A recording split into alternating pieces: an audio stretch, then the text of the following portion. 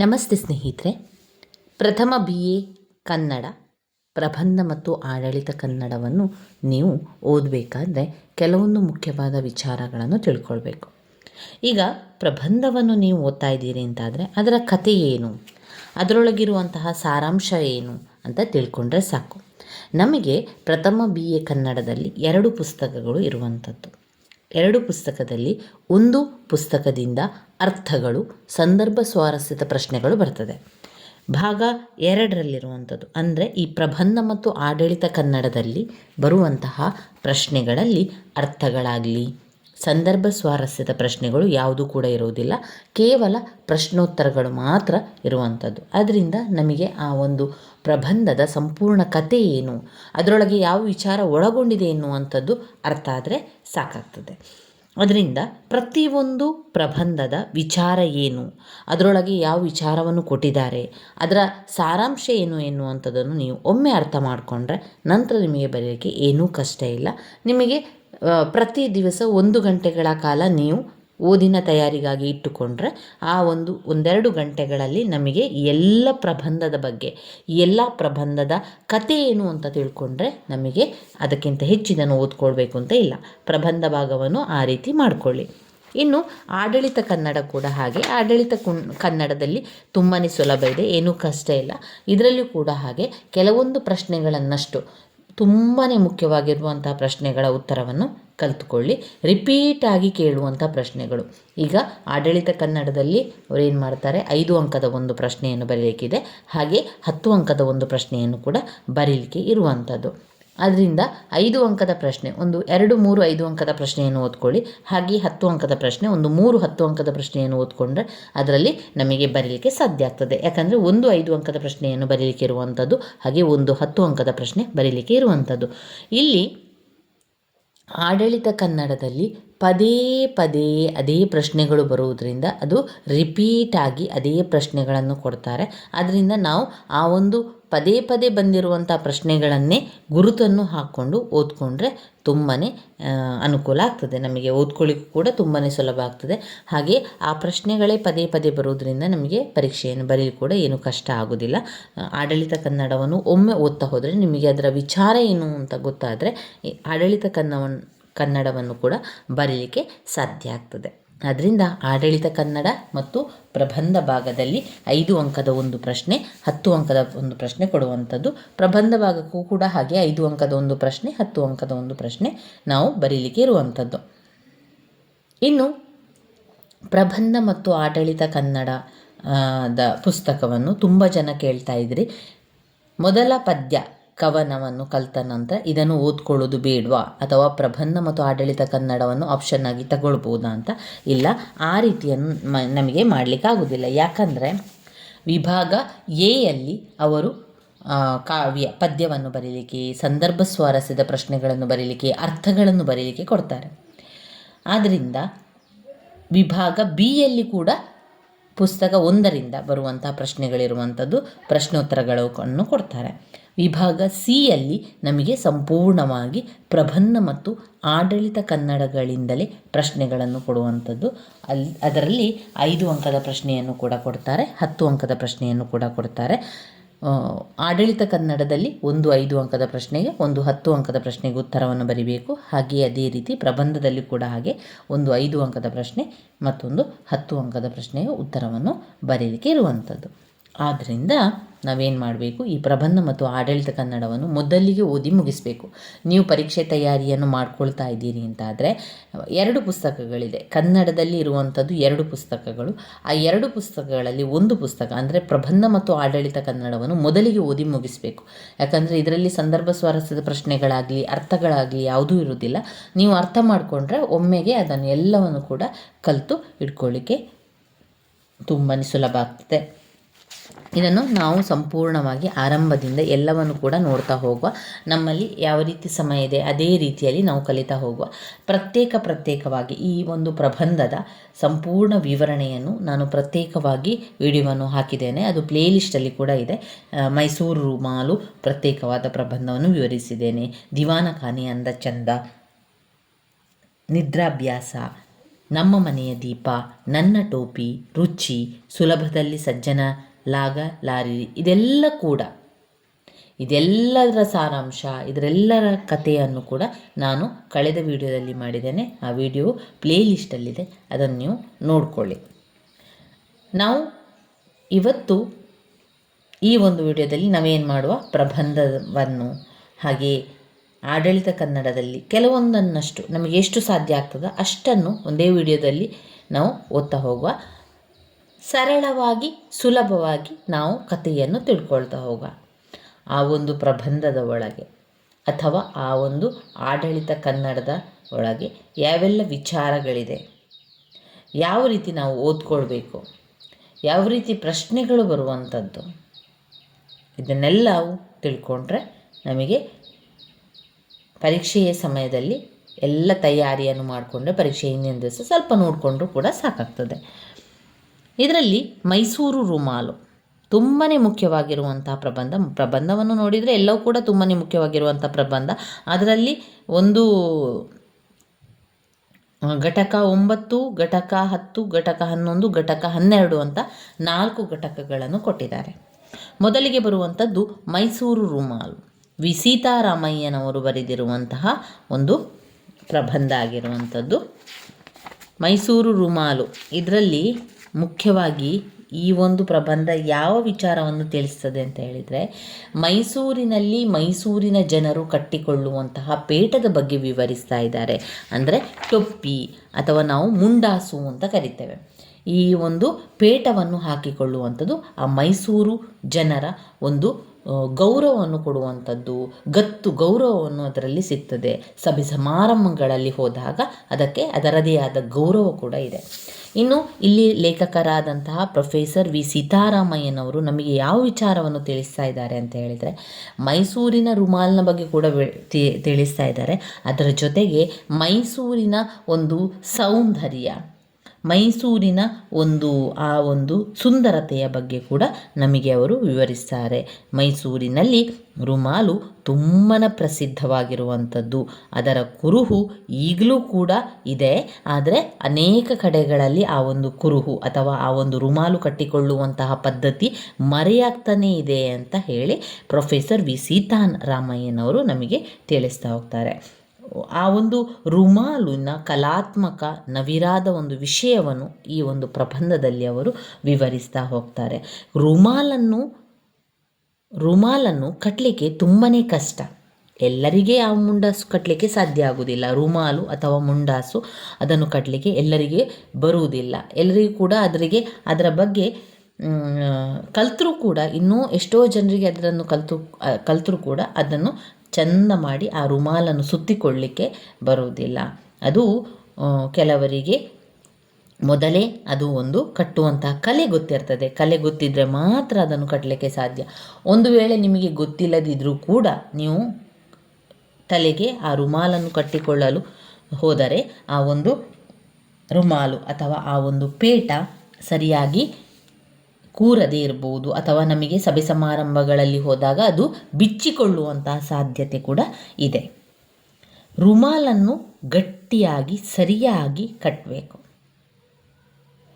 ಆ ರೀತಿ ಕಟ್ಟಿದರೆ ಮಾತ್ರ ಅದು ಚಂದ ಮಾಡಿ ನಿಂತ್ಕೊಳ್ತದೆ. ಇಲ್ಲಾಂತಂದರೆ ಅದು ಸಭೆ ಸಮಾರಂಭಗಳಲ್ಲಿಯೇ ಬಿಚ್ಚಿ ಹೋಗುವಂಥ ಸಾಧ್ಯತೆ ಇದೆ.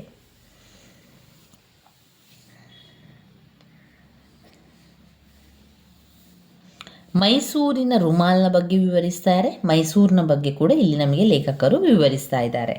ರುಮಾಲು, ಈಗ ಒಂದು ಪೇಟ ಅಥವಾ ಒಂದು ಮುಂಡಾಸು ಸರಿಯಾಗಬೇಕು ಅಂತ ಹೇಳಿದರೆ ಅದಕ್ಕೆ ಬೇಕಾಗಿರುವಂತಹ ಸಾಮಗ್ರಿಗಳು, ಅದಕ್ಕೆ ಬೇಕಾಗಿರುವಂತಹ ಆ ಒಂದು ರುಮಾಲಿಗೆ ಬೇಕಾಗುವಂತಹ ಶಾಲು ಇದೆಯಲ್ಲ, ಅದು ಸರಿಯಾಗಿರಬೇಕು.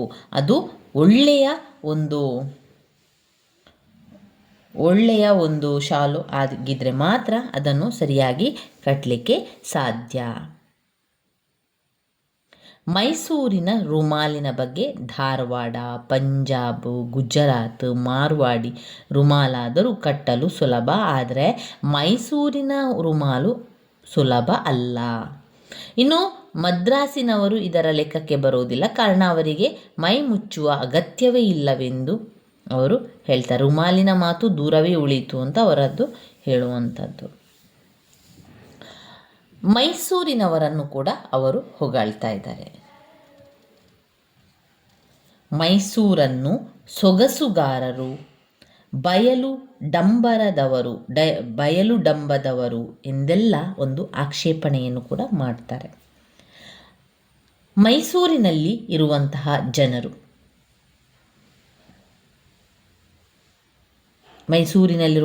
ಅತ್ಯಂತ ಸುಖವಾಗಿ ನಯನಯದ ಸುಖ ಉಳಿದವರಿಗೆ ಅದು ತಿಳಿಯುವುದಿಲ್ಲ ಅಂತ ಇಲ್ಲಿ ಲೇಖಕರು ವಿವರಿಸ್ತಾ ಇದ್ದಾರೆ. ರುಮಾಲನ್ನು ಕಟ್ಟಿಕೊಳ್ಳಿಕ್ಕೆ ಹೋಗಿ ಪೇಚಿಗೆ ಸಿಲುಕಿದವರು ಕೂಡ ತುಂಬ ಜನ ಇದ್ದಾರೆ. ಮೈಸೂರಿನ ಆ ಒಂದು ರುಮಾಲಿನ ವಿಶೇಷ ಅಂತ ಹೇಳಿದರೆ ದಾಕ್ಷಿಣ್ಯವೇ ಇಲ್ಲದೆ ಎಂಥವರಿಗಾದರೂ ಗಸ್ತು ಕೊಡುವಂಥದ್ದು, ಗೌರವ ಸಿಗುವಂಥದ್ದು. ಸ್ವಲ್ಪ ಉದಾಸೀನ ಧೋರಣೆ ಸೇರಿದರೂ ಕೂಡ ಅವರು ಬೆಸ್ತು ಬೀಳ್ತಾರೆ. ರುಮಾಲನ್ನು ಕಟ್ಟಬೇಕಾದ್ರೆ ಅಷ್ಟು ಜಾಗ್ರತೆಯಿಂದ ಕಟ್ಟಬೇಕು ಅಂತ ಹೇಳ್ತಾರೆ. ಮೈಸೂರಿನ ಜನರ ಬಗ್ಗೆ ಕೂಡ ಹೇಳ್ತಾರೆ. ಮೈಸೂರಿನ ಜನರು ರಸಿಕತೆಯನ್ನು ಉಳಿಸಿಕೊಳ್ಳುವುದಕ್ಕೆ ಏನು ಬೇಕಾದರೂ ಮಾಡುವಂಥವರು. ಬಡತನ ಬರ್ಬೋದು, ಕಾಯಿಲೆ ಬಿದ್ದೆಯು, ಸರ್ವಸ್ವವೂ ವೆಚ್ಚವಾಗುವುದು, ಈ ರೀತಿಯ ಯಾವುದೇ ಅಂಜಿಕೆಗಳು, ಹೆದರಿಕೆಗಳು ಇಲ್ಲವೇ ಇಲ್ಲ. ನಾಳೆಯ ಬಗ್ಗೆ ಚಿಂತಿಸಿಕೊಳ್ಳುವಂಥದ್ದು ಇಲ್ಲ. ಇದ್ದಷ್ಟು ಕಾಲ ಕಲೆಗಳ ಕೃಷಿಯಲ್ಲೋ ಸುಂದರ ವಿಷಯಗಳಲ್ಲಿ ಅನುರಕ್ತಿಯನ್ನು ತೋರಿಸುತ್ತಲೇ ಜೀವಿಸುತ್ತಾರೆ. ಮೈಸೂರಿನ ಜನರನ್ನು ಕೂಡ ಇಲ್ಲಿ ಲೇಖಕರು ವಿವರಿಸ್ತಾರೆ. ಮೈಸೂರಿನ ರುಮಾಲನ್ನು ಮಾತ್ರ ಅಲ್ಲ, ಅವರನ್ನು ಕೂಡ ವಿವರಿಸ್ತಾರೆ. ಮೈಸೂರು, ರುಮಾಲು, ರಸಿಕತೆ ಈ ಮೂರೂ ಸಮಾನ ಧರ್ಮ ಸೂಚಕಗಳು. ರುಮಾಲನ್ನು ಚೆನ್ನಾಗಿ ಸುತ್ತುವುದು ಅಷ್ಟು ಸುಲಭ ಅಲ್ಲ. ಅದಕ್ಕೆ ಅದರದೇ ಆದ ಒಂದು ಸಿದ್ಧತೆ ಬೇಕು, ಪೂರ್ವ ಸಿದ್ಧತೆಗಳು ಬೇಕು. ಮೊದಲು ಹಲವಾರು ರುಮಾಲುಗಳ ರಚನೆಗಳನ್ನು ನೋಡಿರಬೇಕು. ಕಟ್ಟಿದ ರೀತಿಯನ್ನಂತೂ ಧ್ಯಾನದಂತೆ ಅನುಸಂಧಾನ ಮಾಡಿ ರುಮಾಲನ್ನು ಕಟ್ಟಿ ಕೈ ಪಳಗಿಸಿಕೊಂಡು ಅಭ್ಯಾಸ ಮಾಡಿಕೊಂಡಿರಬೇಕು. ಇನ್ನು ರುಮಾಲಿನ ಆಯ್ಕೆಯಂತೂ ಅತಿ ಕಷ್ಟವಾದ ಕೆಲಸ. 10 ಅಂಗಡಿಗಳನ್ನು ಸುತ್ತಿ ಜರಿಬಟ್ಟೆ ಎರಡೂ ಚೆನ್ನಾಗಿರುವ ರೀತಿಯಲ್ಲಿ ಆಯ್ಕೆ ಮಾಡಿಕೊಳ್ಬೇಕು. ಅಷ್ಟೇ ಅಲ್ಲ, ಅಂಗಡಿಯಿಂದ ತಂದ ಮೇಲೆ ಮನೆಯ ಹೆಣ್ಣು ಮಗಳ ರೀತಿಯಲ್ಲಿ ಆಧರಿಸಿ ನೋಡಿಕೊಳ್ಬೇಕು. ಇಷ್ಟೆಲ್ಲ ಮಾಡಿದರೂ ರುಮಾಲಿನ ಮರ್ಯಾದೆಯೆಲ್ಲ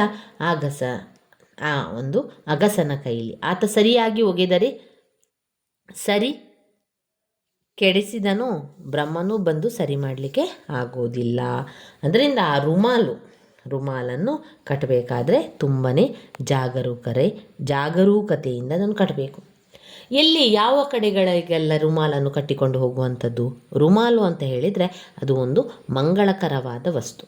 ಅದು ಮದುವೆ ಮನೆಯಾಗಿರ್ಬೋದು, ಅರಮನೆಯಾಗ್ಬೋದು, ಮರ್ಯಾದೆ ರುಮಾಲಿಗೆ ದೊರತೇ ಸಿದ್ಧ. ರುಮಾಲು ಗತ್ತಿನಿಂದ ಕೂಡಿದ್ದರೆ ಅಂಗಡಿಯಲ್ಲಾಗಲಿ ಬ್ಯಾಂಕಿನಲ್ಲಾಗಲಿ ಕರೆದು ಮಾತನಾಡಿಸ್ತಾರೆ. ಬೀದಿಯಲ್ಲಿ, ಅರಮನೆಯಲ್ಲಿ, ಉದ್ಯಾನವನದಲ್ಲಿ ಸಲಾಮು ಕೂಡ ಮಾಡ್ತಾರೆ. ಬನ್ನಿರೆಂದು ಆಸನವನ್ನು ತೋರಿಸಿ, ಅಂದರೆ ಬನ್ನಿ ಕೂತ್ಕೊಳ್ಳಿ ಅಂತ ಹೇಳಿ ಆ ಒಂದು ಗೌರವ ಕೊಟ್ಟು ಕ್ಷೇಮ ವಿಚಾರವನ್ನು ಮಾಡ್ತಾರೆ. ಕಚೇರಿಗಳಲ್ಲಿ ಲಂಚ ನೀಡದೆ ಕೆಲಸ ಕೂಡ ಮಾಡಿಕೊಡ್ತಾರೆ. ಯಾವಾಗ? ಆ ರುಮಾಲನ್ನು ಕಟ್ಟಿಕೊಂಡು ಹೋದಾಗ. ರೈಲಿನಲ್ಲಿ ಏನು ಮಾಡ್ತಾರೆ? ಕಲೆಕ್ಟರ್ಗಳು ಟಿಕೆಟ್ ಕೇಳುವುದು ಕೂಡ ಇಲ್ಲ.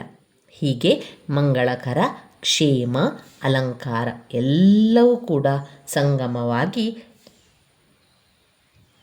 ರುಮಾಲಿನ ಮೂಲಕ ನಡೆಯುತ್ತದೆ. ಇಷ್ಟೆಲ್ಲ ಅನುಕೂಲತೆ, ಮರ್ಯಾದೆಗಳಿದ್ದರೂ ಕೂಡ ಮೈಸೂರು ರುಮಾಲಿನ ಬಳಕೆ ಕಡಿಮೆಯಾಗುತ್ತಾ ಹೋಗ್ತಾ ಇದೆ.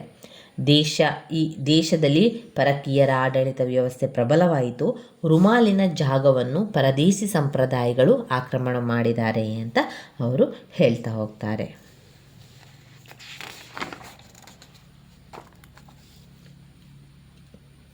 ಮೈಸೂರಿನ ಜನರ ಹತ್ರ ಲೇಖಕರು ಹೇಳ್ತಾ ಇದ್ದಾರೆ, ನೋಡಿ ಮೈಸೂರಿನವರೇ, ಎಚ್ಚರಗೊಳ್ಳಿ. ನಿಮ್ಮ ದೇಶದ ಕೀರ್ತಿ, ನಿಮ್ಮ ವ್ಯಕ್ತಿತ್ವದ ಗೌರವ, ನಿಮ್ಮ ಸಮಾಜದ ನೆಲಗಟ್ಟು, ನಿಮ್ಮ ಸಹಜ ಭೂಷಣ ಇದೆಲ್ಲ ಕೂಡ ರಕ್ಷಿಸಿಕೊಳ್ಬೇಕಾದ ಕಾಲ ಬರ್ತಾ ಇದೆ. ಅದು ನಿಮ್ಮ ಒಂದು ಗುರುತರ ಕರ್ತವ್ಯ ಕೂಡ. ಆ ರುಮಾಲು ನಿಮ್ಮ ಸ್ವಾತಂತ್ರ್ಯದ ಚಿಹ್ನೆ, ನಿಮ್ಮ ಸವಿನಯದ ನಿಶಾನೆ, ನಿಮ್ಮ ಮೇಲ್ಮೆಯ ಕುರುಹು, ನಿಮ್ಮ ಬಾಳ್ವೆಯ ಸರ್ವಸ್ವ. ಇದನ್ನಾದರೂ ಉಳಿಸಿಕೊಳ್ಳಿ. ಸಂಸ್ಕೃತಿಯು ಪರಬಾರೆ ಹೊಂದುತ್ತಿರುವುದನ್ನು ಇಲ್ಲಿ ಗುರುತಿಸುತ್ತೀರಿ. ಅದರ ಜೊತೆ ನಮ್ಮ ಸಂಸ್ಕೃತಿಯ ಹಿರಿಮೆ, ವಿಶೇಷತೆಗಳು, ನಯವನ್ನು ಈ ಪ್ರಬಂಧದ ಓದುವಿಕೆಯಿಂದ ನೀವು ಗಮನಿಸುವಿರಿ. ಪತನವಾಗುತ್ತಿರುವ ಸಂಸ್ಕೃತಿಯನ್ನು ಗಮನಿಸಿ ಅದನ್ನು ಉಳಿಸುವ ಪ್ರಯತ್ನವನ್ನು ಭಾರತೀಯ ನಾಗರಿಕರೆಲ್ಲರೂ ಮಾಡಬೇಕಾಗುವ ಸಂದೇಶವನ್ನು ಈ ಒಂದು ಪ್ರಬಂಧದಲ್ಲಿ ಹೇಳ್ತಾ ಇದ್ದಾರೆ. ಮೈಸೂರಿನ ರುಮಾಲಿಗೆ ಅಷ್ಟೊಂದು ವಿಶೇಷತೆ ಇದೆ ಎನ್ನುವಂಥದ್ದು. ಇನ್ನು ಬರುವಂತಹ ಪ್ರಬಂಧ ದಿವಾನಖಾನೆಯ ಅಂದಚಂದ. ಎನ್ ಮೂರ್ತಿರಾವ್ ಅವರು ಬರೆದಿರುವಂತಹ ದಿವಾನಖಾನೆಯ ಅಂದಚಂದದಲ್ಲಿ ಲೇಖಕರು ಒಂದು ಹೊಸ ಮನೆಯನ್ನು ಕಟ್ತಾರೆ. ಒಂದು ಸುಂದರವಾದ ಮನೆಯನ್ನು ಕಟ್ಟಿದ ನಂತರ ಆ ಒಂದು ಮನೆಯ ಚಾವಡಿ, ನಾವೇನು ಚಾವಡಿ ಅಂತ ಹೇಳ್ತೇವೆ, ಅದನ್ನು ಅವರಲ್ಲಿ ದಿವಾನಖಾನೆ ಅಂತ ಹೇಳ್ತಾರೆ. ಆ ಒಂದು ದಿವಾನಖಾನೆಯ ಸೌಂದರ್ಯದ ಅಲಂಕಾರ ಮಾಡಿದ ನಂತರ ಆಗುವಂತಹ ಕೆಲವು ವಿಷಯಗಳನ್ನು ಲೇಖಕರು ಇಲ್ಲಿ ಬರೆಯುವಂಥದ್ದು ಪ್ರಬಂಧದ ಮೂಲಕ ನಮಗೆ ತಿಳಿಸಿದ್ದಾರೆ. ಇಲ್ಲಿ ಲೇಖಕರು ಮತ್ತು ಅವರ ಪತ್ನಿ ಆದ ಲಲಿತಾದೇವಿಯ ನಡುವೆ ನಡೆಯುವಂತಹ ಒಂದು ಚಟುವಟಿಕೆ, ಅವರ ನಡೆಯುವಂತಹ ಒಂದು ಗಂಭೀರವಾದ ಒಂದು ತಿಳಿಯಾದ ಹಾಸ್ಯ, ವಿಚಾರ, ಸೌಂದರ್ಯ, ವಿಡಂಬನೆ ಕಲಾತ್ಮಕವಾಗಿ ಈ ಒಂದು ಪ್ರಬಂಧದಲ್ಲಿ ನಮಗೆ ತಿಳಿಸ್ತಾ ಹೋಗ್ತಾರೆ. ಲೇಖಕರು ಹೊಸ ಮನೆಯನ್ನು ಕಟ್ಟಿರ್ತಾರೆ. ಹೊಸ ಮನೆಯನ್ನು ಕಟ್ಟಿದ ಸಂದರ್ಭದಲ್ಲಿ ಅವರು ಹಳೆಯ ವಸ್ತುಗಳನ್ನೇ ಇಟ್ಟಿರ್ತಾರೆ. ತಮ್ಮ ಹಳೆಯ ಮನೆಯಲ್ಲಿರುವಂತಹ ಎಲ್ಲ ವಸ್ತುಗಳನ್ನು ಆ ಹೊಸ ಮನೆಯಲ್ಲಿ ಇಟ್ಟಿರ್ತಾರೆ. ಒಂದು ದಿವಸ ಲೇಖಕರ ಪತ್ನಿಯಾದ ಲಲಿತಾದೇವಿ ಮತ್ತು ಲೇಖಕರು ಅವರ ಗೆಳೆಯನ ಮನೆಗೆ ಹೋಗ್ತಾರೆ. ಗೆಳೆಯರ ಮನೆಗೆ ಹೋದಂತಹ ಸಂದರ್ಭದಲ್ಲಿ ಆ ಗೆಳೆಯನ ಹೆಂಡತಿ ಲೇಖಕರ ಪತ್ನಿಯಾದ ಲಲಿತಾದೇವಿಗೆ ಸಂಪೂರ್ಣ ಮನೆಯನ್ನು ತೋರಿಸಿ ಅಲ್ಲಿನ ದಿವಾನಖಾನೆಯ ಬಗ್ಗೆ ಸಂಪೂರ್ಣವಾಗಿ ವಿವರಿಸ್ತಾರೆ. ಇದನ್ನು ನೋಡಿದಂತಹ ಲೇಖಕರ ಪತ್ನಿ ಲಲಿತಾದೇವಿಗೆ ತನ್ನ ಮನೆಯ ದಿವಾನಖಾನೆಯನ್ನು ಕೂಡ ಅಷ್ಟೇ ಸುಂದರವಾಗಿ ಮಾಡಬೇಕು ಎನ್ನುವಂತಹ ಆಸೆಯನ್ನು ಪಡ್ತಾಳೆ. ಅದರ ಜೊತೆಗೆ ಲೇಖಕರ ಪತ್ನಿ ಲಲಿತಾದೇವಿಯು ಗೃಹ ಪುಸ್ತಕ ಅಂತ ಬರ್ತಾಯಿತ್ತು, ಅಥವಾ ಗೃಹ ಮಂಗಳ, ಗೃಹ ಶೋಭೆ ಅಂತೆಲ್ಲ ಬರ್ತಾಯಿತ್ತಲ್ಲ, ಅದೇ ರೀತಿಯಲ್ಲಿ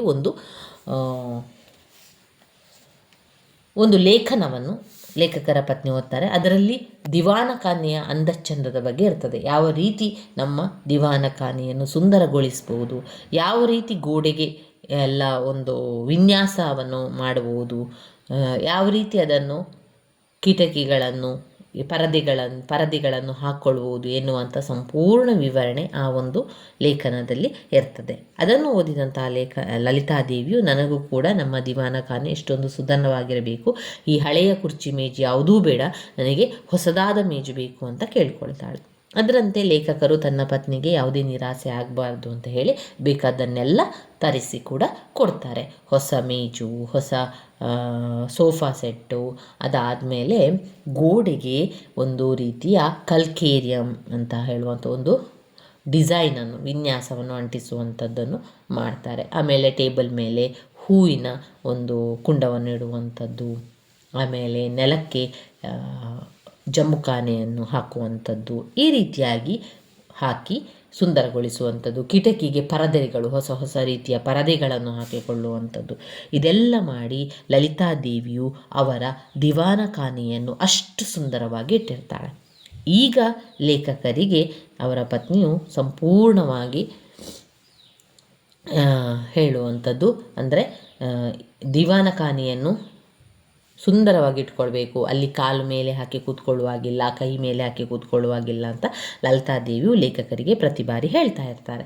ಇದರಿಂದ ಲೇಖಕರಿಗೆ ಬೇಸರ ಆಗಿ ಅವರು ತಮ್ಮ ಕೋಣೆಯಲ್ಲಿಯೇ ಇರ್ತಾರೆ. ತಮ್ಮ ಕೋಣೆಯಲ್ಲಿ ಹಳೆಯ ಕುರ್ಚಿ ಮೇಜುಗಳಲ್ಲಿ ಕಾಲನ್ನೆಲ್ಲ ಮೇಲೆ ಹಾಕಿ ಕೂತ್ಕೊಳ್ತಾರೆ. ಈಗ ಅವರಿಗೆ ಅನ್ನಿಸ್ತದೆ, ನನ್ನ ಮನೆಯಲ್ಲಿ ನನಗೇ ಸ್ವಾತಂತ್ರ್ಯವಿಲ್ಲ, ಒಂದು ರೀತಿಯ ಜೈಲಿನ ಅನುಭವ ಆಗ್ತಾ ಇದೆ ಅಂತ ಅವರ ಒಂದು ಅನಿಸಿಕೆಯನ್ನು ಅವರು ತಿಳಿಸ್ತಾರೆ. ಇಲ್ಲಿ ಇಷ್ಟೆಲ್ಲ ಆದಾಗ ಅವರು ಬೇಕಾದ ರೀತಿಯಲ್ಲಿ ದಿವಾನಖಾನೆಯನ್ನು ಅಲಂಕರಿಸ್ತಾರೆ. ಕಾಲ್ಕೇರಿಯಂ ಹಾಕಿಸುವಂಥದ್ದು, ಸಿಂಧೂ ಪತ್ರಿಕೆ, ಒಂದು ಪತ್ರಿಕೆ ಹೆಸರು ಸಿಂಧೂ ಪತ್ರಿಕೆ ಎನ್ನುವ ಪತ್ರಿಕೆಯಲ್ಲಿ ಗೃಹ ಶೃಂಗಾರದ ಬಗ್ಗೆ ಬರ್ತಿರ್ತಾರೆ. ಅದನ್ನು ನೋಡಿ ಕೂಡ ದಿವಾನಖಾನೆಯನ್ನು ಸುಂದರಗೊಳಿಸ್ತಾರೆ. ಇದೆಲ್ಲ ಆದ ನಂತರ ಒಂದು ದಿವಸ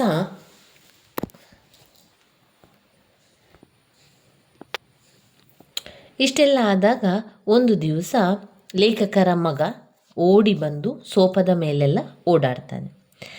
ಇದನ್ನು ಕಂಡಂತಹ ಲಲಿತಾದೇವಿಯು ತುಂಬಾ ಸಿಟ್ಟು ಬಂದು ಕಣ್ಣು ಕೆಂಪು ಮಾಡಿ ಅವನನ್ನು ಗದರಿಸಿ ಕೆನ್ನೆಯನ್ನು ಚಿವುಟಿಡ್ತಾಳೆ. ರಾಮುವಿಗೆ ಸ್ವಲ್ಪ ಪೆಟ್ಟಾಗದಿದ್ದರೂ ಕೂಡ ಅವಮಾನ ಆಗ್ತದೆ. ತುಂಬಾ ಗಂಟಲು ಹರಿಯುವಷ್ಟು ದೊಡ್ಡ ಬೊಬ್ಬೆ ಕೂಡ ಹಾಕ್ತಾನೆ.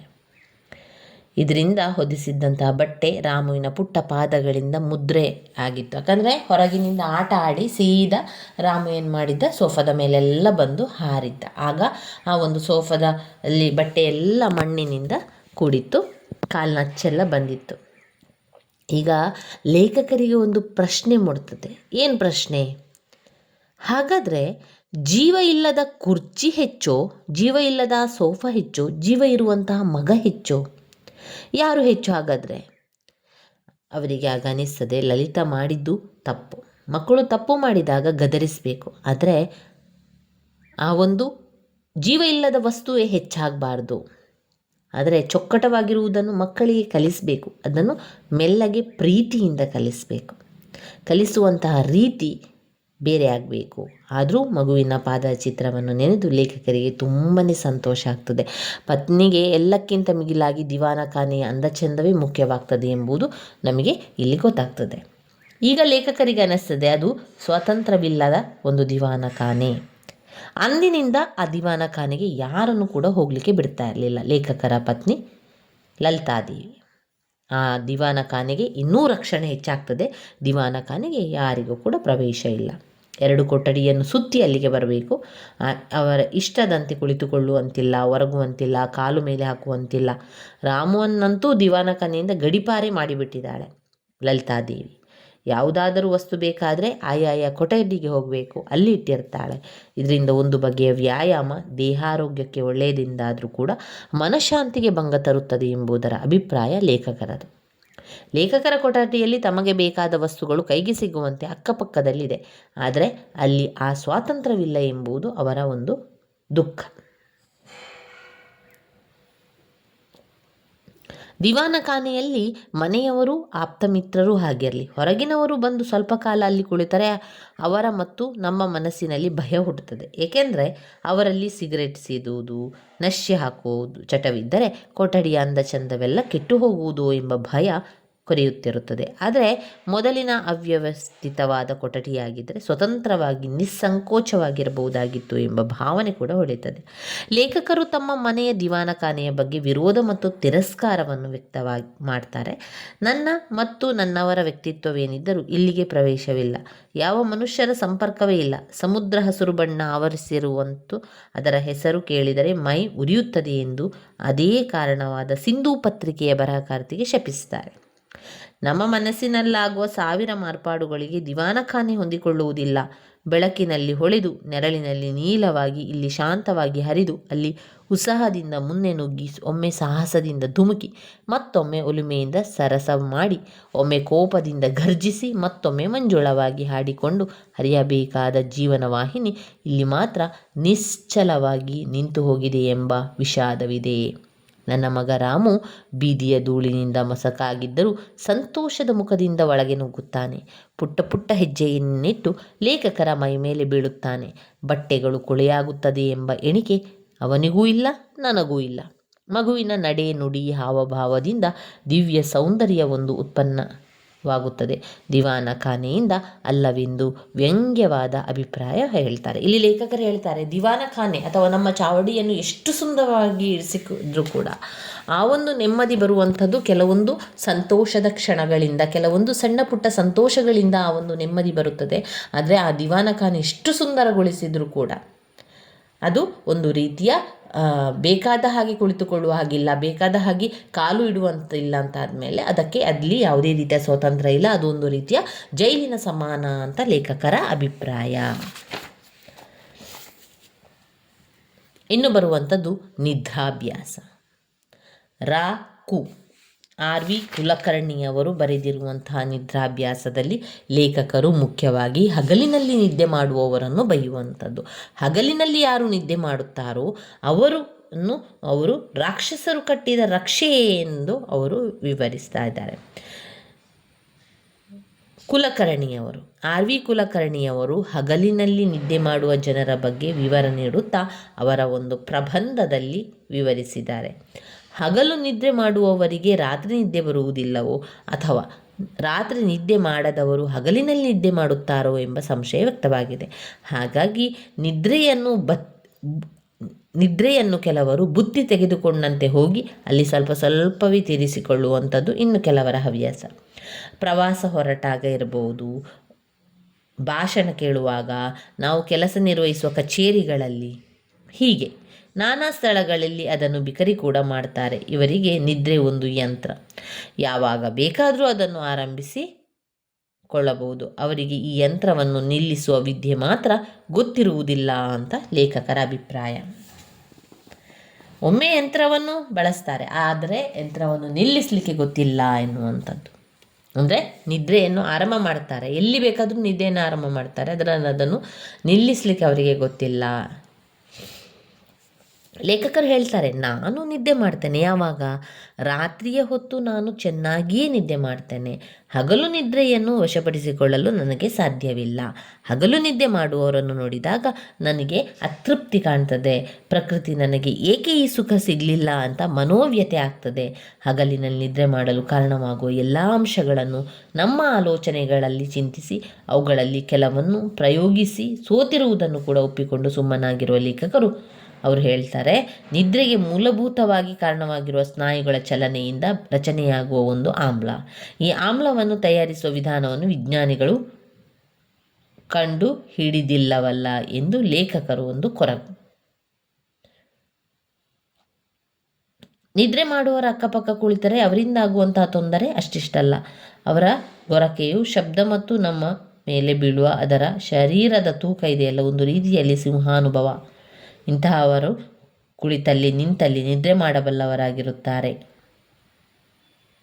ಇವರ ಸ್ನೇಹ ತುಂಬ ದುಸ್ತರವಾದುದು.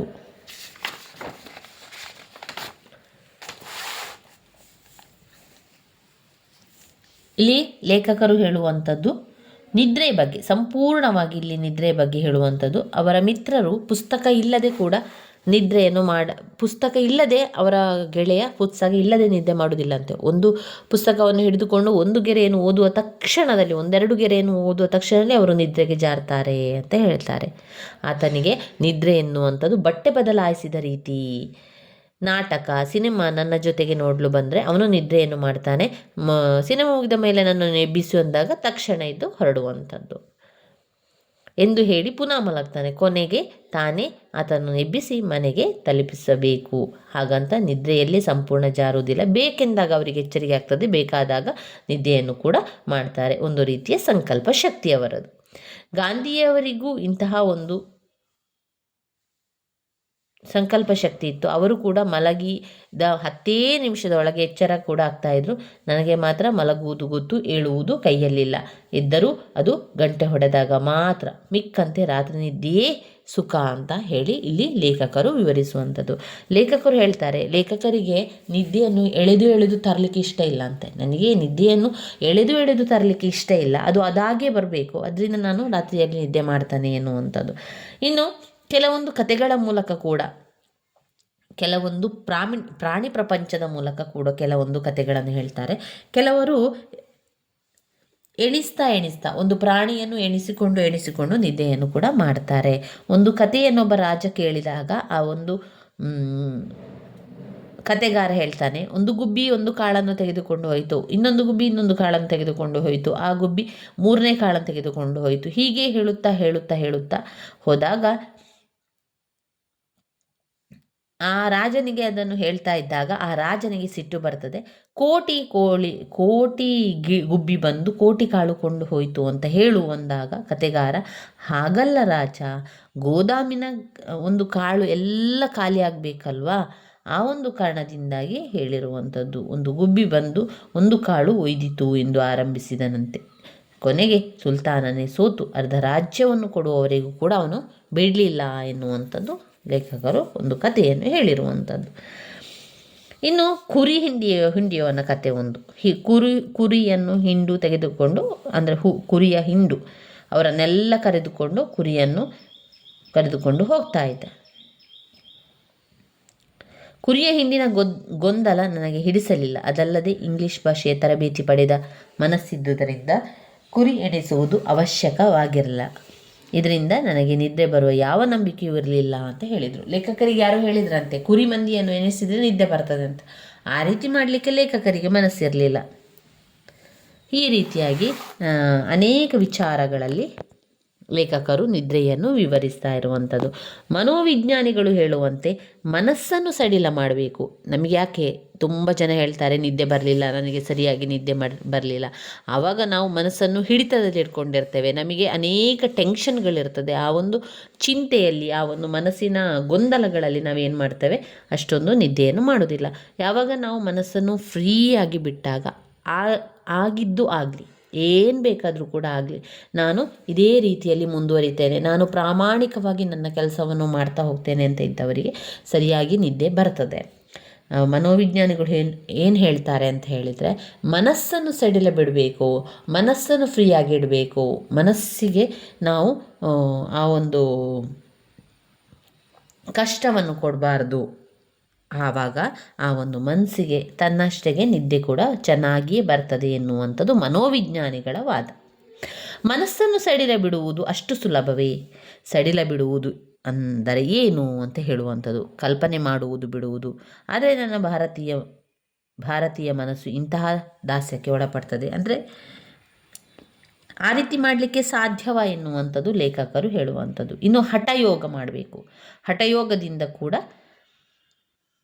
ನಿದ್ರಾಭ್ಯಾಸದಲ್ಲಿ ಅವರು ಹೇಳುವ ಪ್ರಕಾರ ನಿದ್ರೆ ಜಗತ್ತಿನ ಅದ್ಭುತ ಲೋಕವನ್ನು ಪರಿಚಯಿಸುವ ವಿಸ್ಮಯವನ್ನುಂಟು ಮಾಡ್ತದೆ ಅಂತ ಹೇಳುವಂಥದ್ದು. ಅದರಲ್ಲಿ ಯಾವುದೆಲ್ಲ, ಒಂದು ವಿಜ್ಞಾನ, ಒಂದು ಮನಃಶಾಸ್ತ್ರ, ವಿಜ್ಞಾನ, ಮನಃಶಾಸ್ತ್ರ, ಸಿನಿಮಾ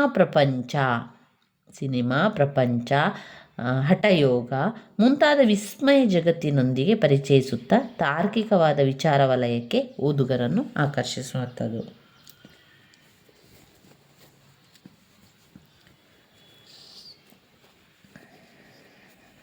ಇವಿಷ್ಟು ಲೇಖಕರು ಹೇಳುವಂಥದ್ದು ನಿದ್ರಾಭ್ಯಾಸದಲ್ಲಿ ಆರ್ ವಿ ಕುಲಕರ್ಣಿಯವರು ನಿದ್ರೆಯ ಚಿಂತನೆಯಲ್ಲಿ ವಿಜ್ಞಾನ, ಮನಃಶಾಸ್ತ್ರ, ಸಿನಿಮಾ, ಪ್ರಾಣಿ ಪ್ರಪಂಚ, ಹಠಯೋಗ, ವಿಸ್ಮಯ ಜಗತ್ತಿನ ಆಯಾಮಗಳು ಅದರಲ್ಲಿ ಒಳಗೊಂಡಿರುವಂಥದ್ದನ್ನು ಕಾಣ್ಬೋದು. ಇನ್ನು ಬರುವಂತಹ ಒಂದು ಪಾಠ ವಿರಾಟ ಪರ್ವದ ಸ್ವಾರಸ್ಯ. ವಿರಾಟ ಪರ್ವದ ಸ್ವಾರಸ್ಯದಲ್ಲಿ ಮುಖ್ಯವಾಗಿ ಈ ಒಂದು ವಿರಾಟ ಪರ್ವದ ಪ್ರಬಂಧದಲ್ಲಿ ಹೇಳುವಂತೆ ಎನ್ ಪ್ರಹ್ಲಾದರವರ ಪ್ರಬಂಧ ಓದುಗರ ಮನಸ್ಸಿಗೆ ವಿಚಾರದ ರಸದೌತಣವನ್ನು ನೀಡುತ್ತದೆ.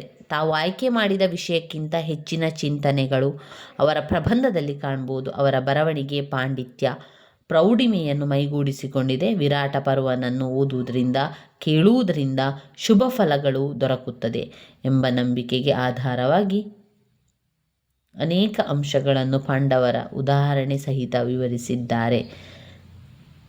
ವಿರಾಟ ಪರ್ವಕ್ಕೆ ಅಷ್ಟೊಂದು ಮಹತ್ವವಿರುವುದು ಯಾವ ಕಾರಣಗಳಿಂದ ಎಂಬುದು ಸಂಶೋಧನಾತ್ಮಕವಾಗಿ ಈ ಒಂದು ಪ್ರಬಂಧದಲ್ಲಿ ಪ್ರಹ್ಲಾದರಾವರು ತಿಳಿಸ್ತಾ ಹೋಗ್ತಾರೆ.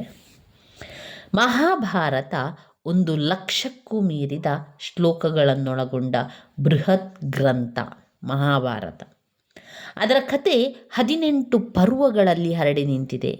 ಜನಜನಿತವಾಗಿರುವ ಭಾರತದ ಕತೆ ಪಾಂಡವರ ಕೌರವರ ವೈಮನಸ್ಯಕ್ಕೆ ಸಂಬಂಧಿಸಿದ್ದು. ಪ್ರಸ್ತುತ ಪ್ರಬಂಧ ವಿರಾಟ ಪರ್ವದ ಸ್ವಾರಸ್ಯ ವಿರಾಟ ಪರ್ವಕ್ಕೆ ಸೇರಿದ್ದು. ವನವಾಸವನ್ನು ಪೂರೈಸಿ 1 ವರ್ಷ ಅಜ್ಞಾತವಾಸವನ್ನು ವಿರಾಟನ ರಾಜ್ಯದಲ್ಲಿ ಕಳೆಯಲು ತೀರ್ಮಾನಿಸಿದ ಪಾಂಡವರು ವೇಷ ಮರೆಸಿಕೊಳ್ಳುತ್ತಾರೆ. ವಿರಾಟನ ಭಾವ ಮೈದುನ ಕೀಚಕ ಈ ಸಂದರ್ಭದಲ್ಲಿ ಏನು ಮಾಡ್ತಾರೆ, ಅದೇ ಸಂದರ್ಭವನ್ನು ನೋಡಿಕೊಂಡು ದ್ರೌಪದಿಯನ್ನು ಆಸೆಪಟ್ಟು ಆಕೆಯನ್ನು ಪೀಡಿಸಿ ಹಿಂಸಿಸುತ್ತಾರೆ. ಇದರಿಂದ ಕೆರಳಿದಂತಹ ಭೀಮ ಕೀಚಕನನ್ನು ಹತ ಮಾಡ್ತಾನೆ, ಅಂದರೆ ಕೀಚಕನನ್ನು ಕೊಲೆ ಮಾಡ್ತಾನೆ. ಇದನ್ನು ಅರಿತಂತಹ ಕೌರವ ಪಾಂಡವರ ಸೆಲೆಯನ್ನು ಕಂಡು ಹಿಡಿಯಲು ವಿರಾಟನ ಗೋಹರಣಕ್ಕೆ ಕೈ ಹಾಕುತ್ತಾನೆ. ಆದರೆ ಅರ್ಜುನ ಮತ್ತು ಭೀಮ ಕೌರವರ ಸೈನ್ಯದೊಡನೆ ಸೆಣಸಿ ವಿರಾಟನಿಗೆ ವಿಜಯವನ್ನು ತಂದುಕೊಡುತ್ತಾರೆ. ಅಷ್ಟು ವೇಳೆಗೆ ಅಜ್ಞಾತವಾಸದ ಸಮಯ ಮುಗಿದು ಹೋಗಿ ಎಲ್ಲವೂ ಮಂಗಳಕರವಾಗಿ ಓದಿದವರಿಗೆ ಕೇಳುಗರಿಗೆ ಶುಭ ಸೂಚನೆಗಳು ದೊರಕುತ್ತದೆ ಎಂಬುದು ಈ ಒಂದು ಪ್ರಬಂಧದಲ್ಲಿ ಸಾರಾಂಶವನ್ನು ಹೇಳುವಂಥದ್ದು. ಇದಂದರೆ ಈ ಸಾರಾಂಶ ಸ್ವಲ್ಪ ಗೊತ್ತಿರಲಿ. ಉಳಿದಿರುವಂಥ ಎಲ್ಲ ಪ್ರಬಂಧವನ್ನು ಸರಿಯಾಗಿ ಓದ್ಕೊಂಡು ಅದನ್ನು ಆಪ್ಷನ್ ಆಗಿ ಬಿಟ್ಟುಬೇಡಿ. ಅಂದರೆ ಇದರಲ್ಲಿ ನಾನು ಓದದೇ ಇಟ್ಟಿರುವಂತಹ ಒಂದು ಪ್ರಬಂಧ ಅಂತ ಹೇಳಿದರೆ ವಿರಾಟ ಪರ್ವದ ಸ್ವಾರಸ್ಯ ಮತ್ತು ಸುಲಭದಲ್ಲಿ ಸಜ್ಜನಲಾಗಲಾರಿರಿ. ಅದನ್ನು ಸ್ವಲ್ಪ ಆ ಪ್ರಬಂಧದ ಆಶಯ ಏನು, ಆ ಪ್ರಬಂಧದ ಒಂದು ಸಾರಾಂಶದಲ್ಲಿ ಯಾವ ವಿಚಾರವನ್ನು ಕೊಟ್ಟಿದ್ದಾರೆ ಎನ್ನುವಂಥದ್ದನ್ನು ನಾವು ನೋಡಿಕೊಂಡ್ರೆ ಸಾಕು. ಒಂದು ವೇಳೆ ಯಾವುದನ್ನು ಕೂಡ ಅಥವಾ ಒಂದು ವೇಳೆ ಅವರು ಬೇರೆ ಬೇರೆ ಪ್ರಶ್ನೆಯನ್ನು ಕೊಟ್ಟಿದ್ದಾರೆ ಅಂತಾದರೆ ಇದನ್ನು ಕೊಟ್ಟರೆ ನಮಗೆ ಬರಿಬೋದು ಎನ್ನುವ ಕಾರಣದಿಂದಾಗಿ ಅದರ ಆಶಯ ಮತ್ತು ಸಾರಾಂಶವನ್ನು ಓದ್ಕೊಂಡ್ರೆ ಸಾಕು. ಇನ್ನು ಬರುವಂತಹ ಒಂದು ಪ್ರಬಂಧ ನಮ್ಮ ಮನೆಯ ದೀಪ. ಹಾರೋಗೆದ್ದೆ ಮಾನಪ್ಪ ನಾಯಕರವರು. ಅವರು ಶಿವಮೊಗ್ಗ ಜಿಲ್ಲೆಯ ತೀರ್ಥಹಳ್ಳಿ ತಾಲೂಕಿನ ಹೊಸ ಮನೆಯಲ್ಲಿ ಜನಿಸಿದವರು. ನಮ್ಮ ಮನೆಯ ದೀಪ ಅಂತ ಇಲ್ಲಿ ಲೇಖಕರು ಅವರ ಮನೆಯ ಮಗಳ ಬಗ್ಗೆ ಇಲ್ಲಿ ವಿವರಿಸ್ತಾ ಇರುವಂಥದ್ದನ್ನು ಕಾಣ್ಬೋದು. ಇದು ಕುಟುಂಬದ ವಿಷಯ, ಅವರ ಒಂದು ಕೌಟುಂಬಿಕ ವಿಷಯದಲ್ಲಿ ಆಗಿರುವಂತಹ ಜನರ ವಿಚಾರಗಳನ್ನು ಇಲ್ಲಿ ವಿವರಿಸ್ತಾ ಇದ್ದಾರೆ.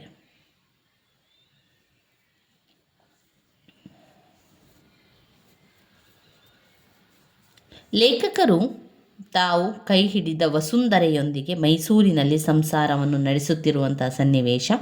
ಈಗ ನಮ್ಮ ಮನೆಗೆ ಒಂದು ಮುದ್ದಿನ ಮಗು ಬಂದಿದೆ, ಮಗಳಾಗಿ ಆಗಮಿಸುತ್ತಾಳೆ. ಆ ಮಗುವಿನ ಆಗಮನದ ಮೊದಲ ದಿನಗಳು ಮತ್ತು ನಂತರದ ದಿನಗಳಲ್ಲಿ ನಾವು ಕಂಡುಕೊಂಡ ರಸಗಳಿಗೆಯ ದಿನಗಳನ್ನು ಅವರು ವಿವರಿಸ್ತಾ ಇರುವಂಥದ್ದನ್ನು ಕಾಣ್ಬೋದು. ತಮ್ಮ ಮಗಳು ರಮಾ ಹುಟ್ಟಿದ ಮೇಲೆ ತನ್ನ ಹೆಂಡತಿಯಲ್ಲಿ ಮತ್ತು ತನ್ನಲ್ಲಿ ಆಗಿರುವ ಬದಲಾವಣೆಗಳು ಕೂಡ ಚಿತ್ರಿತವಾಗ್ತದೆ. ಮಗಳ ಪುಟ್ಟ ಪುಟ್ಟ ಲೀಲೆಗಳು ಪ್ರಬಂಧದ ಆಶಯಕ್ಕೆ ಒಂದು ಒಳ್ಳೆಯ ಸನ್ನಿವೇಶವನ್ನು ಒದಗಿಸಿಕೊಟ್ಟಂತಾಗಿದೆ. ಮಗುವಿನ ಜೊತೆಗೆ ತಾವು ಸ್ವತಃ ಮಗುವಾಗಿ ವರ್ತಿಸುವ ಇಲ್ಲಿನ ತಂದೆ ತಾಯಿಗಳ ಪಾತ್ರ ಕೂಡ ಇದಕ್ಕೆ ಬಹಳ ಸಕಾರಾತ್ಮಕವಾಗಿ ಒದಗಿ ಬಂದಿದೆ. ಈ ಪ್ರಬಂಧದಲ್ಲಿ ಲೇಖಕರು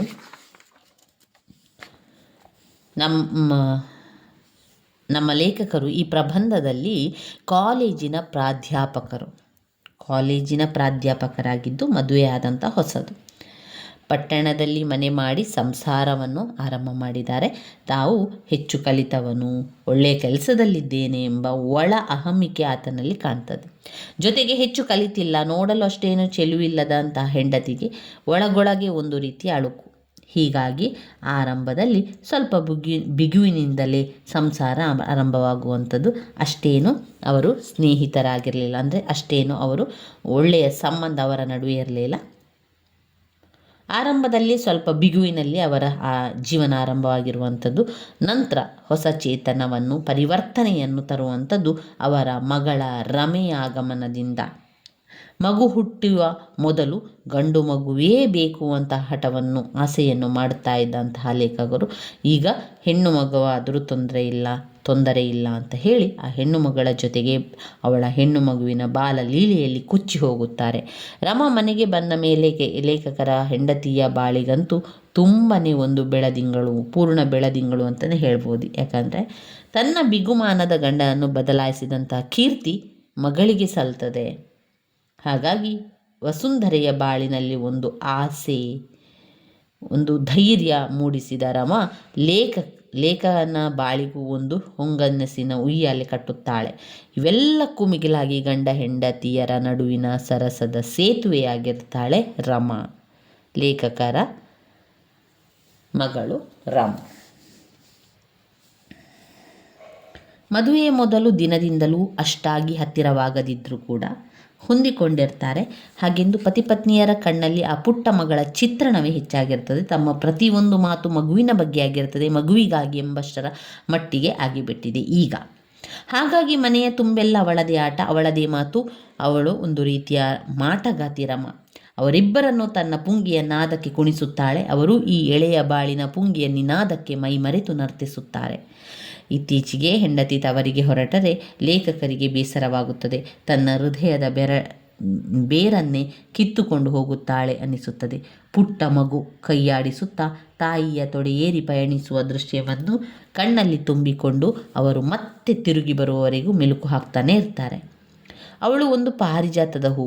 ಆ ಪಾರಿಜಾತವಿದ್ದರೆ ಆ ಪಾರಿಜಾತದ ಬಳ್ಳಿಯ ಮೇಲೆ ಪಾರಿವಾಳದ ನಗು ಇರುತ್ತದೆ.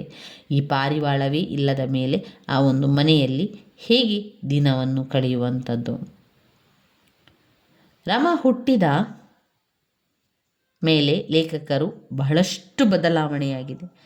ಏನಯ್ಯ, ಯಾರಿಗೂ ಹುಟ್ಟದ ಮಗು ನಿನಗೆ ಹುಟ್ಟಿದೆಯಾ ಅಂತ ಗೆಳೆಯರು ಕೇಳ್ತಾರೆ. ಯಾಕಂದರೆ ಯಾವಾಗಲೂ ಕೂಡ ಸಂಜೆ ಹೊತ್ತಿನಲ್ಲಿ ಗೆಳೆಯರ ಜೊತೆಗೆ ಅಡ್ಡಾಡಿಕೊಂಡು ಗೆಳೆಯರ ಜೊತೆಗೆ ಹರಟೆಯನ್ನು ಹೊಡೆದುಕೊಂಡು ಸಂಜೆ ಹೊತ್ತಲ್ಲಿ ಇದ್ದಂತಹ ಈ ನಮ್ಮ ಕಾಲೇಜಿನ ಅಧ್ಯಾಪಕರು ತಮ್ಮ ಮಗಳು ರಮ ಹುಟ್ಟಿದ ನಂತರ ಬೇಗನೆ ಮನೆಗೆ ಹೋಗ್ತಾ ಇದ್ರು. ತನ್ನ ಗೆಳೆಯರ ಜೊತೆಗೆ ಅಲ್ಲಿ ಹರಟೆಯನ್ನು ಹೊಡಿತಿರಲಿಲ್ಲ. ಇದರಿಂದಾಗಿ ಗೆಳೆಯರೆಲ್ಲ ಹೇಳ್ತಿದ್ರು, ಏನಯ್ಯ ನಿನಗೆ, ಯಾರಿಗೂ ಹುಟ್ಟಿದ ಮಗು ನಿನಗೆ ಹುಟ್ಟಿದೆಯಾ, ನೀನೇನು ಇಷ್ಟು ಬೇಗ ಹೋಗ್ತಾ ಇದೆಯಾ, ನಮ್ಮ ಜೊತೆಗೆ ಮಾತನಾಡಿಕೊಂಡು ಕೂತ್ಕೋ ಅಂತ ಹೇಳಿದಾಗ, ಇಲ್ಲ ನಾನು ಹೋಗಬೇಕು, ಅವಳು ನನ್ನಲ್ಲಿ ಆಟವನ್ನು ಆಡಲಿಕ್ಕೆ ಹೇಳ್ತಾಳೆ. ಆಮೇಲೆ ಅವಳು ಕೇಳುವಂಥ ಪ್ರಶ್ನೆಗೆ ಅವರು ಉತ್ತರವನ್ನು ಕೊಡಲಿಕ್ಕೆ ಆಗೋದಿಲ್ಲ. ಚಿತ್ರ ಬಿಡಿಸುವಂಥದ್ದು, ಆಟವಾಡುವಂಥದ್ದೆಲ್ಲ ಆಡಬೇಕಾಗ್ತದೆ. ಆದ್ದರಿಂದ ನಾನು ಬೇಗ ಹೋಗ್ತೇನೆ ಅಂತ ಹೇಳಿ ಲೇಖಕರು ಬೇಗನೆ ಹೊರಡಲಿಕ್ಕೆ ಆರಂಭ ಮಾಡಿದ್ದಾರೆ. ರಮ ತುಂಬ ಚೂಟಿಯಾದಂಥ ಹುಡುಗಿ. ಅಷ್ಟೇ ಅಲ್ಲ, ಜಾಣೆ ಕೂಡ. ಅಪ್ಪ ಅಮ್ಮ ಇಬ್ಬರನ್ನು ಕೂಡ ಒಲಿಸಿಕೊಳ್ತಾಳೆ. ಅಪ್ಪನ ಬಳಿ ಇದ್ದರೆ ಅಪ್ಪನೇ ಒಳ್ಳೆಯವನು, ಅಮ್ಮ ಇದ್ದರೆ ಅಮ್ಮನೇ ಸರಿ. ಹೀಗೆ ಅವಳು ಪಕ್ಷಾಂತರಿಯಾಗಿ ದಿನಗಳೆಲ್ಲ ಹೀಗೆ ಕಳೆಯುತ್ತಾಳೆ. ರಮೆ ಎಂದರೆ ಪ್ರೀತಿ ಕೇವಲ ಇವರಿಬ್ಬರಿಗೆ ಅಲ್ಲ, ಇವರ ಒಟ್ಟು ಕುಟುಂಬಕ್ಕೆ. ಮುದ್ದಿನ ಮಗಳು ಅವಳು, ಆಳು ಕಾಳುಗಳಿಗೂ ಕೂಡ. ಆದರೆ ರಮ ತಂದೆ ತಾಯಿಯನ್ನು ಬಿಟ್ಟು ಬೇರೆ ಯಾರನ್ನು ಅತಿಯಾಗಿ ಹಚ್ಚಿಕೊಳ್ಳಲ್ಲ. ಮೌನಿಯಾದರೆ ಔಚಿತ್ಯವರಿತು ಎಲ್ಲರೊಂದಿಗೆ ಮಾತನಾಡ್ತಾಳೆ. ಒಟ್ಟು ರಮ ಲೇಖಕರ ಮನೆಯ ನಂದಾದೀಪ. ಗಾಳಿ ಸುಯ್ಯದಿದ್ದರೆ, ಎಣ್ಣೆ ಬತ್ತಿ ಉಳಿದರೆ ಯಾವ ಕಾಲಕ್ಕೂ ಇಂಥ ದೀಪ ಪ್ರತಿ ಮನೆಯಲ್ಲಿ ಬೆಳಗುತ್ತದೆ. ಇವಿಷ್ಟು ಪ್ರಬಂಧವನ್ನು ನಾವು ನೋಡಿಕೊಂಡೆವು. ಮೈಸೂರು ರುಮಾಲು ನೋಡಿಕೊಂಡೆವು. ಅದಾದಮೇಲೆ ದಿವಾನ ಖಾನೆಯ ಅಂದ ಚಂದ, ನಿದ್ರಾಭ್ಯಾಸ, ವಿರಾಟ ಪರ್ವದ ಸ್ವಾರಸ್ಯ, ಆಮೇಲೆ ನಮ್ಮ ಮನೆಯ ದೀಪ, ನಮ್ಮ ಮನೆಯ ದೀಪವನ್ನು ಕೂಡ ತಿಳ್ಕೊಂಡೆವು. ಇನ್ನು ಉಳಿದಿರುವಂತಹ ಪ್ರಬಂಧ ನನ್ನ ಟೋಪಿ ರುಚಿ, ಸುಲಭದಲ್ಲಿ ಸಜ್ಜನಲಾಗಲಾರಿರಿ. ಇನ್ನು ನಾವು ಒಂದು ಆಡಳಿತ ಕನ್ನಡವನ್ನು ಕೂಡ ನೋಡಿಕೊಳ್ಳುವ. ಆಡಳಿತ ಕನ್ನಡ ಬೆಳೆದು ಬಂದ ದಾರಿ. ಆಡಳಿತ ಕನ್ನಡದ ಬೆಳೆದು ಬಂದ ದಾರಿ 10 ಅಂಕಕ್ಕೆ ಹಲವು ಬಾರಿ ಕೇಳಿರುವಂತಹ ಪ್ರಶ್ನೆ. ಇದರಲ್ಲಿ 3 ಪಾಯಿಂಟ್ಸ್ಗಳನ್ನು ನಾವು ಬರಿತಾ ಹೋಗಬೇಕು. ಆಡಳಿತ ಕನ್ನಡ ಬೆಳೆದು ಬಂದ ದಾರಿಯಲ್ಲಿ ಒಂದು, ವಿವಿಧ ರಾಜಮನೆತನದ ಆಳ್ವಿಕೆಯಲ್ಲಿ ಕನ್ನಡ. ವಿವಿಧ ರಾಜಮನೆತನದ ಆಳ್ವಿಕೆಯಲ್ಲಿ ಕನ್ನಡ. ವಿವಿಧ ರಾಜಮನೆತನದ ಆಳ್ವಿಕೆಯಲ್ಲಿ ಕನ್ನಡ. 2, ಬ್ರಿಟಿಷರ ಆಡಳಿತದಲ್ಲಿ ಕನ್ನಡ. ಬ್ರಿಟಿಷರ ಆಡಳಿತದಲ್ಲಿ ಕನ್ನಡ. ಬ್ರಿಟಿಷರ ಆಡಳಿತದಲ್ಲಿ ಕನ್ನಡ. 3ನೇದಾಗಿ ಪ್ರಜಾಪ್ರಭುತ್ವದಲ್ಲಿ ಕನ್ನಡ. 3ನೇದು ಯಾವ ಕನ್ನಡ ಬರ್ತದೆ? ಪ್ರಜಾಪ್ರಭುತ್ವದಲ್ಲಿ ಕನ್ನಡ. ಇದು ಯಾವ ರೀತಿಯಾಗಿದೆ ಅಂತ ಹೇಳಿದರೆ, ನಿಮಗೆ ನಾನು ಸುಲಭದಲ್ಲಿ ಸ್ವಲ್ಪ ಹೇಳ್ತಾ ಹೋಗ್ತೇನೆ. ರಾಜಮನೆತನದಲ್ಲಿ ಕನ್ನಡ ಅಂತ ಹೇಳಿದರೆ ತುಂಬ ವರ್ಷಗಳ ಹಿಂದೆ, ಹಲವು ವರ್ಷಗಳ ಹಿಂದೆ ರಾಜಮನೆತನ ಇತ್ತು. ಆ ರಾಜಮನೆತನದ ಕಾಲದಲ್ಲಿ ಕನ್ನಡವನ್ನೇ ಬಳಸ್ತಾ ಇದ್ರು. ಆಗ ಕನ್ನಡನ್ನೇ ವ್ಯವಹಾರ ಭಾಷೆಯಾಗಿ ಬಳಸ್ತಾ ಇದ್ರು.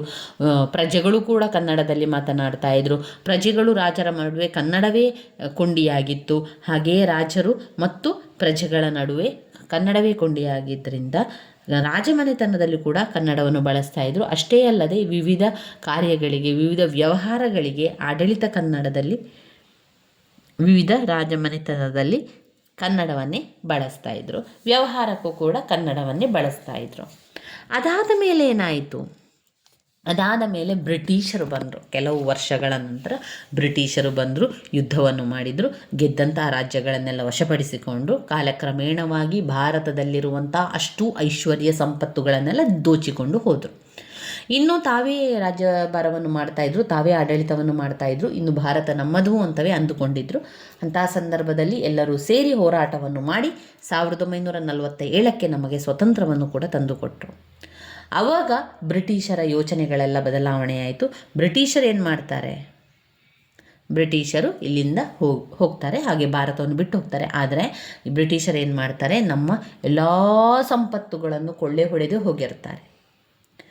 ಒಳ್ಳೆಯ ಸಂಪತ್ತು ಕೂಡ ಆಗಿರ್ತದೆ. ಕಾರಣ ಏನು ಅಂದರೆ, ಬ್ರಿಟಿಷರು ಬಂದಂಥ ಸಂದರ್ಭದಲ್ಲಿ ಅವರು ಇಂಗ್ಲೀಷ್ನಲ್ಲಿ ಮಾತನಾಡ್ತಾ ಇದ್ರು ಅಥವಾ ಅವರವರ ದೇಶದ ಭಾಷೆಗಳನ್ನು ಮಾತನಾಡ್ತಾ ಇದ್ರು. ಅದು ಕನ್ನಡದ ಜನರಿಗೆ ಅರ್ಥ ಆಗ್ತಾ ಇರಲಿಲ್ಲ.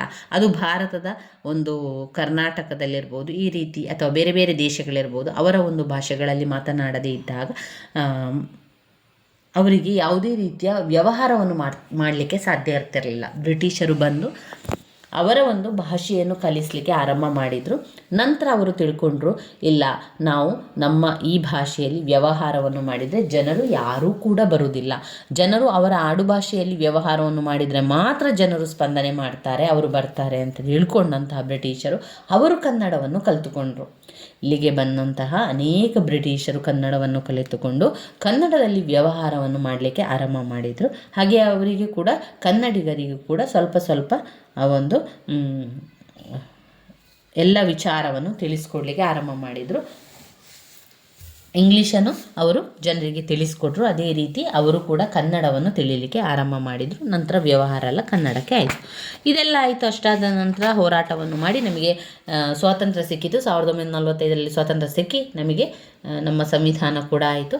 ಪ್ರಜಾಪ್ರಭುತ್ವದಲ್ಲಿ ಕನ್ನಡ ಅಂತ ಬಂದಾಗ ನಂತರದ ದಿನಗಳಲ್ಲಿ ವ್ಯವಹಾರಕ್ಕಾಗಿರ್ಬೋದು, ಕಾನೂನುಗಳಲ್ಲಿರ್ಬೋದು, ಇನ್ನಿತರ ಕಾರ್ಯಗಳಲ್ಲಿ ಎಲ್ಲ ಕಡೆಗಳಲ್ಲಿ ಕನ್ನಡ ಕಡ್ಡಾಯವಾಗಿ ಮಾಡಿಕೊಂಡ್ರು. ಕನ್ನಡ ಕಡ್ಡಾಯವಾಗಿ ಕಲಿಸುವಂಥದ್ದು, ಕನ್ನಡದಲ್ಲಿ ವ್ಯವಹಾರವನ್ನು ಮಾಡಬೇಕಾಗಿರುವಂಥದ್ದು, ಕನ್ನಡದಲ್ಲಿ ಶಾಲಾ ಕಾಲೇಜುಗಳಿರುವಂಥ ಇವುಗಳ ಬಗ್ಗೆ ಎಲ್ಲ ಅಲ್ಲಿ ಹೇಳಿದರು. ಈ ರೀತಿಯಾಗಿ ಕನ್ನಡ ಬೆಳೆದು ಬಂದ ದಾರಿ. ಇನ್ನು ಆಡಳಿತ ಕನ್ನಡದ ಸ್ವರೂಪ ಮತ್ತು ಲಕ್ಷಣಗಳನ್ನು ಕೂಡ ತಿಳ್ಕೊಳ್ಳುವ. ಆಡಳಿತ ಕನ್ನಡದ ಸ್ವರೂಪ ಲಕ್ಷಣಗಳನ್ನು ಬರೆಯುವ ಮೊದಲು ನಾವು ಕನ್ನಡ ಅಂದರೆ ಏನು ಅಂತ ತಿಳ್ಕೊಳ್ಬೇಕು. ಕನ್ನಡ ಅಂದರೆ ಏನು? ಕನ್ನಡ ಅಂದರೆ ನಾವು ಬಳಸುವಂಥ ವ್ಯಾವಹಾರಿಕ ಭಾಷೆ. ಅದೊಂದು ಭಾಷೆಯಾಗಿದೆ. ಅದನ್ನು ನಮ್ಮ ವ್ಯವಹಾರಗಳಲ್ಲಿ ಬಳಸುವಂಥದ್ದು ಅದು ವ್ಯಾವಹಾರಿಕ ಭಾಷೆ. ಆಡಳಿತವನ್ನು ಮಾಡುವಂತಹ ಭಾಷೆ ಆಡಳಿತ ಕನ್ನಡ. ಈ ಆಡಳಿತ ಕನ್ನಡ ಹೇಗಿರಬೇಕು? ಆಡಳಿತ ಕನ್ನಡ ಏಕರೂಪತೆಯನ್ನು ಹೊಂದಿರಬೇಕು, ಸ್ಪಷ್ಟತೆ ಇರಬೇಕು, ಖಚಿತತೆ ಇರಬೇಕು, ಸರಳವಾಗಿರಬೇಕು, ಸಂಕ್ಷಿಪ್ತವಾಗಿರಬೇಕು, ಸಮಗ್ರತೆಯನ್ನು ಹೊಂದಿರಬೇಕು, ಸೌಜನ್ಯತೆಯನ್ನು ಹೊಂದಿರಬೇಕು, ಭಾಷಾಶುದ್ಧಿ ಆಗಬೇಕು. ಇವು ನಮಗೆ ಆಡಳಿತ ಕನ್ನಡದ ಸ್ವರೂಪ ಲಕ್ಷಣಗಳಲ್ಲಿ ಬರುವಂಥದ್ದು. ಯಾವುದೆಲ್ಲ? ಏಕರೂಪತೆ, ಸ್ಪಷ್ಟತೆ, ಖಚಿತತೆ. ಏಕರೂಪವಾಗಿರಬೇಕು ಅಂತ ಹೇಳಿದರೆ ಒಂದು ಸಚಿವಾಲಯ, ವಿವಿಧ ಇಲಾಖೆಗಳು, ಅಧಿಕಾರಗಳು, ಸಿಬ್ಬಂದಿ ವರ್ಗ ಸಾರ್ವಜನಿಕರೊಂದಿಗೆ ಬರಹದ ಮೂಲಕ ವ್ಯವಹರಿಸುವಾಗ ಅಲ್ಲಿ ನಮಗೆ ಸುಲಭವಾದಂತಹ ಕನ್ನಡವನ್ನೇ ಬಳಸುವಂಥ ಆಗಬೇಕು. ಏಕರೂಪತೆಯನ್ನು ಹೊಂದಿರಬೇಕು. ಏಕರೂಪತೆಯಲ್ಲಿ ಒಂದೇ ರೀತಿಯಾಗಿದ್ದರೆ ಎಲ್ರಿಗೂ ಕೂಡ ಬಳಸಲಿಕ್ಕೆ ತುಂಬಾ ಸಹಾಯ ಆಗ್ತದೆ, ಅನುಕೂಲ ಆಗ್ತದೆ. ಆದ್ದರಿಂದ ಏಕರೂಪತೆ. ಅದು ಕನ್ನಡ ಎನ್ನುವಂಥದ್ದು ಸ್ಪಷ್ಟತೆ ಹೊಂದಿರಬೇಕು. ಪ್ರತಿಯೊಬ್ಬರಿಗೂ ಕೂಡ ಅರ್ಥವಾಗುವ ರೀತಿಯಲ್ಲಿ ಸ್ಪಷ್ಟತೆಯಿಂದ ಕೂಡಿರಬೇಕು. ಖಚಿತತೆ, ಅದು ಖಚಿತವಾಗಿರಬೇಕು. ಸಂಶಯಕ್ಕೆ ಎಡೆ ಮಾಡಿ ಕೊಡಬಾರ್ದು. ಯಾವುದೇ ಸಂಶಯ ಇಲ್ಲದೆ ಖಚಿತವಾಗಿದೆ ಎನ್ನುವಂಥದ್ದಾಗಬೇಕು. ಆಡಳಿತದಲ್ಲಿ ಬರೆಯುವ, ತಿಳಿಸುವ ಯಾವ ವಿಷಯ ಆಗಲಿ ನಿರ್ದಿಷ್ಟವಾಗಿ ಒಂದು ಖಚಿತ ಅರ್ಥವನ್ನಷ್ಟೇ ಅದು ಹೇಳ್ತದೆ. ಖಚಿತವಾಗಿರಬೇಕು ಅಂತ ಹೇಳುವಂಥದ್ದು.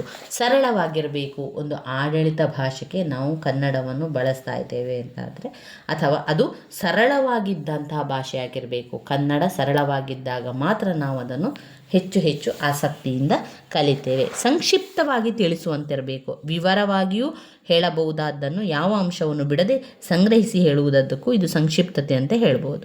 ಸಮಗ್ರತೆ. ಸಂಕ್ಷಿಪ್ತತೆ ಒಂದು ಮುಖ್ಯ ಲಕ್ಷಣವಾದರೂ ಅದು ಸಮಗ್ರತೆಯನ್ನು ಮೊಟಕು ಮಾಡುವಂತಿರುವಂಥದ್ದು. ಒಂದು ಪತ್ರ, ಒಂದು ವರದಿ, ಒಂದು ವಿವರಣೆ ಸ್ವಯಂಪೂರ್ಣವಾಗಿರಬೇಕೆನ್ನುವುದೇ ಸಮಗ್ರತೆ. ಸೌಜನ್ಯ.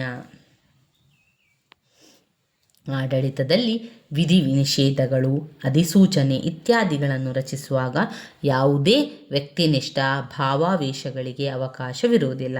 ಅವು ವಸ್ತುನಿಷ್ಠ ಪಾತಳಿಯಲ್ಲಿ ವ್ಯಕ್ತಿ ಸಂಬಂಧಗಳ ಘನತೆಯನ್ನು ವ್ಯಕ್ತಪಡಿಸುವ ಸಜ್ಜನಿಕೆಯಾಗಿರಬೇಕು.